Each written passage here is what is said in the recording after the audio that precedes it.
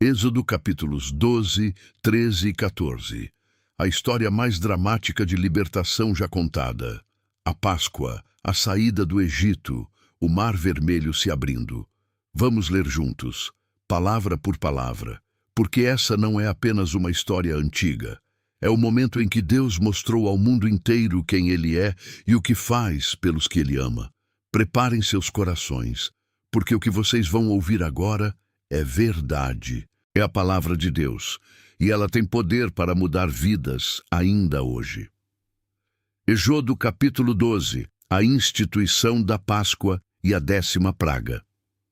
Disse o Senhor a Moisés e a Arão na terra do Egito: Este mês vos será o princípio dos meses, será para vós o primeiro dos meses do ano.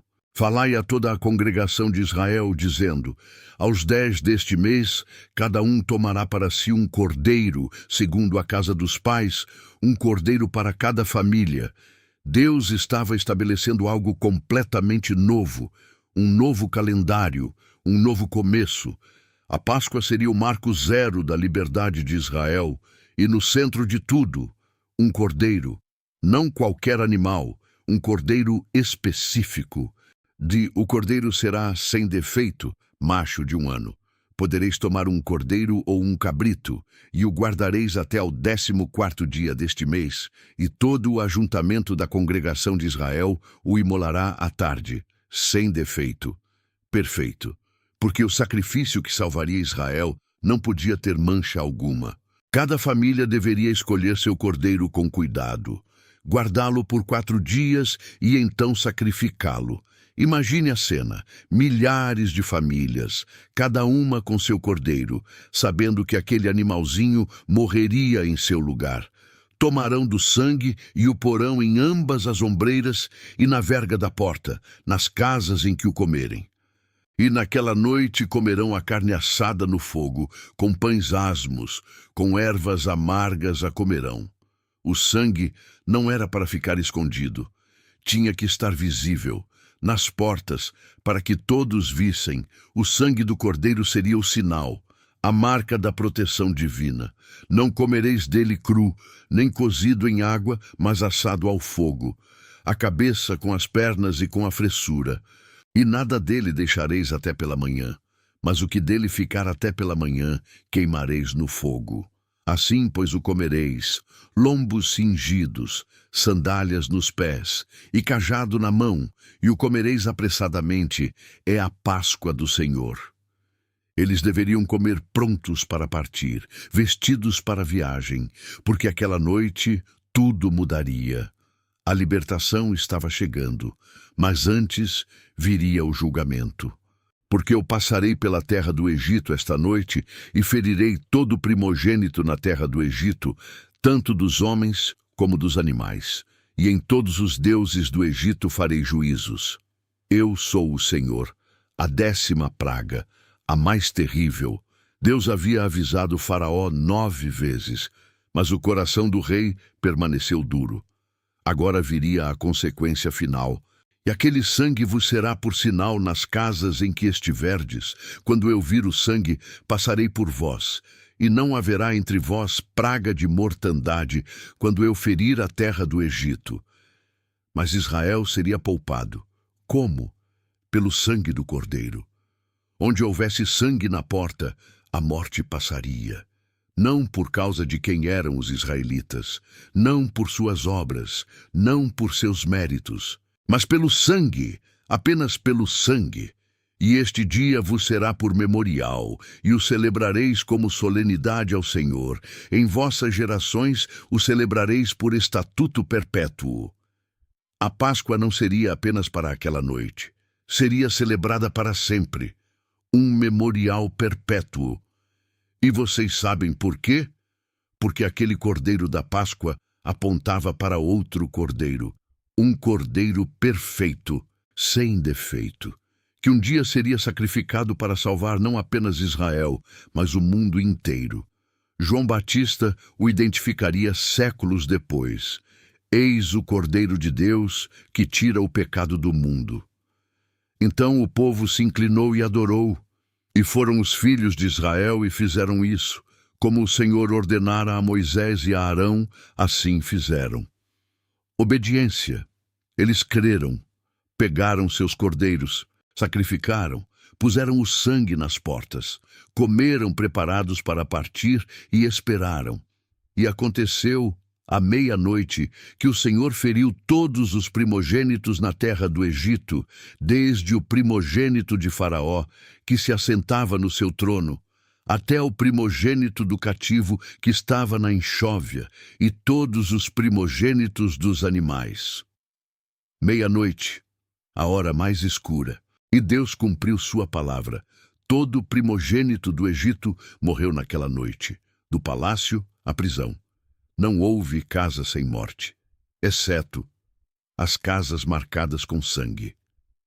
Então Faraó se levantou de noite, ele e todos os seus servos e todos os egípcios, e havia grande clamor no Egito, porque não havia casa em que não houvesse um morto. Imaginem o som daquela noite. Gritos, choros, lamentos, por todo o Egito, o som da morte e do desespero. Faraó finalmente quebrou, finalmente entendeu. Não se brinca com o Deus de Israel. Então chamou a Moisés e a Arão de noite e disse: Levantai-vos, saí do meio do meu povo, tanto vós como os filhos de Israel, e ide, servi ao Senhor, como tendes dito. Levai também convosco vossas ovelhas e vossas vacas, como tendes dito, e ide e abençoai-me também a mim. Faraó, que tinha sido tão arrogante, agora implorava: vão embora, levem tudo. O opressor pedia bênção aos oprimidos, e os egípcios apertavam ao povo, apressando-se para lançá-los fora da terra, porque diziam: todos seremos mortos. O Egito inteiro queria que Israel saísse, rápido, antes que mais julgamento viesse, antes que todos morressem. Assim o povo tomou a sua massa, antes que levedasse, as suas amassadeiras atadas nas suas roupas sobre seus ombros. E os filhos de Israel fizeram conforme a palavra de Moisés, e pediram aos egípcios joias de prata e joias de ouro e roupas. E o Senhor deu graça ao povo aos olhos dos egípcios, e estes lhes concediam o que pediam, e despojaram aos egípcios. Deus não apenas libertou Israel, ele os enriqueceu. Séculos de trabalho escravo foram compensados. O Egito pagou ouro, prata, roupas. Israel saiu rico. Assim os filhos de Israel partiram de Ramessés para Sucote, cerca de 600.000 de pé, somente de homens, sem contar os meninos. E subiu também com eles muita mistura de gente e ovelhas e gado, uma grande quantidade de gado. 600.000 homens, mais mulheres e crianças, provavelmente 2 milhões de pessoas, mais o gado, uma nação inteira saindo em êxodo. Após 430 anos no Egito, eles finalmente estavam livres. Êxodo, capítulo 13. Consagração e direção divina. Então disse o Senhor a Moisés: santifica-me todo primogênito, o que abrir toda madre entre os filhos de Israel, de homens e de animais, porque meu é. Deus reivindicou todo o primogênito de Israel. Por quê? Porque ele havia poupado os primogênitos israelitas enquanto matou os egípcios. Israel agora pertencia a Deus de uma forma nova. Eram propriedade redimida. Disse também Moisés ao povo: lembrai-vos deste dia em que saístes do Egito, da casa da servidão, pois com mão forte o Senhor vos tirou daqui, portanto não comereis pão levedado. Lembrem-se, 2 palavras que aparecem constantemente na Bíblia. Por quê? Porque nós esquecemos o que Deus fez, esquecemos de onde Ele nos tirou, esquecemos as correntes que Ele quebrou.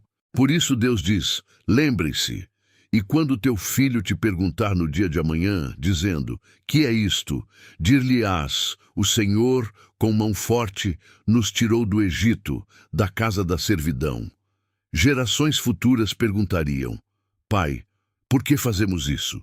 Por que celebramos a Páscoa? O que significa?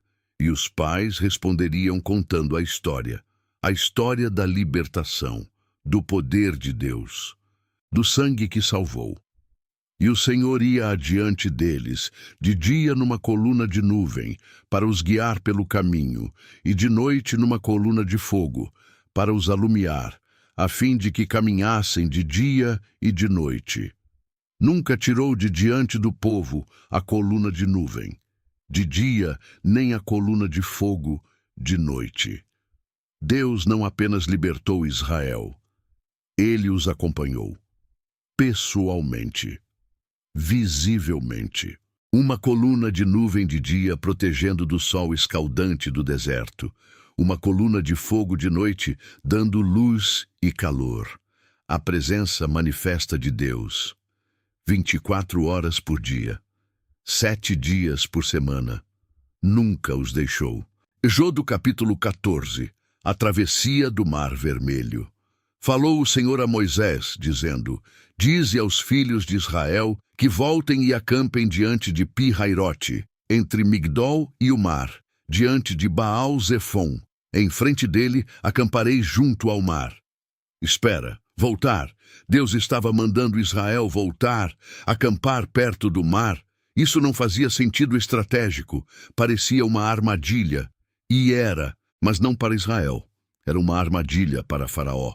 Então Faraó dirá dos filhos de Israel: estão embaraçados na terra, o deserto os encerrou. E eu endurecerei o coração de Faraó para que os persiga, e serei glorificado em Faraó e em todo o seu exército, e saberão os egípcios que eu sou o Senhor. E eles fizeram assim. Deus estava preparando o palco para o maior milagre que o mundo antigo já viu. Ele colocou Israel exatamente onde pareciam mais vulneráveis, encurralados entre o deserto e o mar. E Faraó, vendo isso, pensou que tinha sua chance. Sendo, pois, anunciado ao rei do Egito que o povo fugia, mudou-se o coração de Faraó e dos seus servos contra o povo, e disseram: por que fizemos isso, que deixamos ir a Israel para que não nos sirva? O arrependimento de Faraó. Ele havia dito para irem, mas agora mudou de ideia. Por que deixamos nossos escravos escaparem? Quem vai fazer o trabalho? O coração humano é enganoso. Mesmo depois de 9 pragas e a morte de seu próprio filho, Faraó ainda se rebelava contra Deus. E aprontou o seu carro, e tomou consigo o seu povo, e tomou 600 carros escolhidos, e todos os carros do Egito, e capitães sobre todos eles. Porque o Senhor endureceu o coração de Faraó, rei do Egito, e ele perseguiu os filhos de Israel. Porém, os filhos de Israel saíram com mão exaltada. O melhor do exército egípcio, 600 carros de elite, mais todos os outros, cavalos, cavaleiros, soldados, o poder militar mais impressionante do mundo antigo em perseguição. E Israel, escravos recém-libertados, desarmados, com crianças e idosos, parecia um massacre anunciado. E os egípcios os perseguiram, todos os cavalos e carros de Faraó, e os seus cavaleiros e o seu exército, e os alcançaram acampados junto ao mar, perto de Pi-Hairote, diante de Baal-Zefon. Israel os viu chegando, nuvem de poeira no horizonte, o barulho dos carros, o brilho das armas ao sol, e entraram em pânico total. Quando Faraó se aproximou, os filhos de Israel levantaram os olhos, e eis que os egípcios vinham atrás deles, e temeram muito. Então os filhos de Israel clamaram ao Senhor, e disseram a Moisés: não havia sepulcros no Egito para nos tirares de lá, para que morrêssemos neste deserto? Por que nos fizeste isso, que nos tiraste do Egito? Não é esta a palavra que te falamos no Egito, dizendo: deixa-nos, que sirvamos aos egípcios? Pois que melhor nos fora servir aos egípcios do que morrermos no deserto, que rapidamente esqueceram. Dias atrás, Deus havia realizado a maior demonstração de poder da história. 10 pragas, o mar dividido em sangue, sapos, piolhos, moscas, peste, úlceras, saraiva, gafanhotos, trevas, morte dos primogênitos, e agora, na primeira dificuldade, estavam prontos para voltar à escravidão. Isso nos soa familiar? Quantas vezes Deus nos liberta de algo e, na primeira provação, queremos voltar? Era melhor antes. Pelo menos lá eu tinha segurança. Nós somos exatamente como Israel. Moisés, porém, disse ao povo: Não temais, estai quietos e vede o livramento do Senhor que hoje vos fará. Porque aos egípcios que hoje vistes, nunca mais os tornareis a ver. O Senhor pelejará por vós e vos calareis. Que declaração de fé! Fiquem quietos. Observem, vocês não precisam lutar. Deus lutará por vocês. Apenas fiquem quietos e vejam. Então disse o Senhor a Moisés: Por que clamas a mim? Dize aos filhos de Israel que marchem. E tu, levanta a tua vara e estende a mão sobre o mar, e fende-o, para que os filhos de Israel passem pelo meio do mar em seco. Deus tinha um plano, e o plano era impossível: dividir o mar, fazer o que nunca foi feito. Rasgar as águas ao meio e fazer 2 milhões de pessoas atravessarem a pé enxuto. E eis que eu endurecerei o coração dos egípcios, e estes os seguirão. E serei glorificado em Faraó e em todo o seu exército, nos seus carros e nos seus cavaleiros. E os egípcios saberão que eu sou o Senhor, quando for glorificado em Faraó, nos seus carros e nos seus cavaleiros. Deus não estava apenas salvando Israel. Estava ensinando uma lição ao Egito. Uma lição que eles nunca esqueceriam. Uma lição sobre quem realmente governa o mundo. E o anjo de Deus, que ia adiante do exército de Israel, se retirou e ia atrás deles. Também a coluna de nuvem se retirou de diante deles e se pôs atrás deles. E ia entre o campo dos egípcios e o campo de Israel. E a nuvem era trevas para aqueles, e para estes clareava a noite, de maneira que em toda a noite não se aproximou um do outro. A coluna que guiava Israel agora os protegia. Colocou-se entre eles e os egípcios. Para Israel era luz, para o Egito trevas impenetráveis. Os egípcios não conseguiam avançar. E Israel? Israel estava prestes a ver o maior milagre de suas vidas. Então Moisés estendeu a sua mão sobre o mar, e o Senhor fez retirar o mar por um forte vento oriental toda aquela noite. E o mar tornou-se em seco, e as águas foram divididas. Leiam isso de novo. As águas foram divididas. Não se abriu um canalzinho. As águas do Mar Vermelho, com toda a sua profundidade, foram empurradas para os lados. 2 paredes de água. E no meio, chão seco. Nem lama. Seco. E os filhos de Israel entraram pelo meio do mar em seco, e as águas lhes foram como muro à sua direita e à sua esquerda. Imaginem. 2 milhões de pessoas caminhando entre 2 paredes de água. Crianças olhando para cima, vendo peixes nadando nas paredes líquidas, anciãos tocando o chão seco, inacreditáveis, a lua iluminando essa cena sobrenatural. E a coluna de fogo de Deus guiando o caminho. E os egípcios os seguiram, e entraram atrás deles até ao meio do mar, todos os cavalos de Faraó, os seus carros e os seus cavaleiros. A arrogância humana não tem limites.